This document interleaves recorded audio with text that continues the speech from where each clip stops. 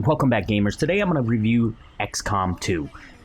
If you've never played Xcom before, it is a turn-based tactical game where the whole concept of the game is to take turns moving your characters versus the enemy characters, and of course it takes place in the Xcom universe. This time around, most of the attacks in the game are based on the dice roll system, while having other implemented system in place to take care of some of the effects that will lower the chance of hitting your enemies or defending against them.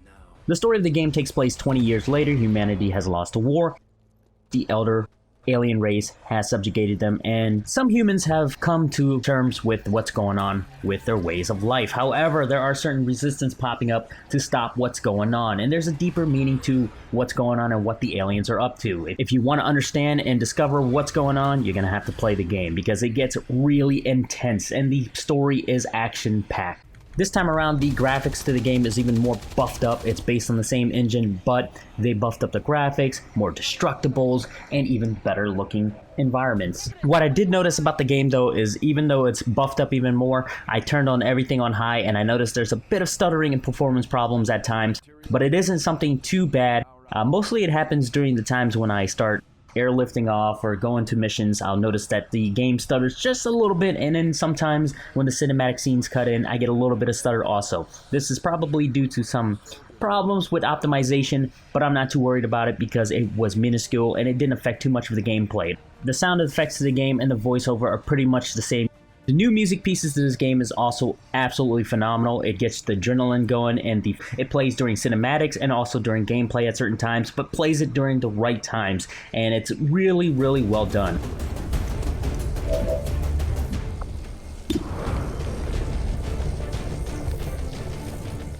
And of course, much of the formula for the original XCOM has made it to this game. You can still modify your characters, modify their loadouts, and change up their names or their looks, male or female, etc. There's still that customization in the game. The combat itself is still the same pretty much, but with new strategies and tactics involved. One of the most memorable thing about this game is the fact that even though you're hiding behind barriers or barricade, you still get shot depending on the percentage on the enemy's roll. And of course, when you're shooting enemies, you can miss at 40% or even 50%. So that's still in the game, but it seems like it's better this time around because the system works a little bit better since I can still hit my enemies at 40% at times depending on where I am. Some of the new things in this game is the fact that your base is now a gigantic alien mothership, and there's places to clear up and build new things in the base before you're lifting off. There's lots of new things to build inside the base, lots of new facilities, new weapons to research, new gears, and also promotion with new skill sets for each of the different classes in the game. So it's even better than before. When starting the game off, it seems a bit morbid because the alien race is there already. They have the armor, the guns, and everything else. And when you're fighting them, it feels really, really bad because they are super powerful. There's a lot more new aliens in this game and a lot more enemies, and they're more dangerous than ever before. But humanity has a better outcome this time around because we have new strategies we can pull off. One of the new systems in the game is concealment. When starting off fighting against the alien forces, sometimes your units are concealed, so you can set them up in different places and get that benefits of ambushing your enemies. Like before, the environment plays a key role in this game. You want to blow up barricades and kill aliens before they can make a move on you. And some of the aliens this time will also destroy the environment from just wiping with their hands. It's insane. Along with the concealment method, with the new gadgets, the new guns, and the new weapons in the game that you can use to scout out your enemies, there's also hacking in the game, which buffs your character up depending on the terminals. Some missions require you to hack just for the sake of the mission, but there are terminals in the game where you can actually send a drone out, hack it, and get buffs for your team, which really helps in defeating the enemies at times. So let's recap everything. It's a better game. It's got more of the same formula, but upgraded and also better graphics. The game itself only suffers from a bit of performance problem, which can easily be patched. The only downside I have about this game, the only negative thing I have to say about it, is the fact that there isn't more.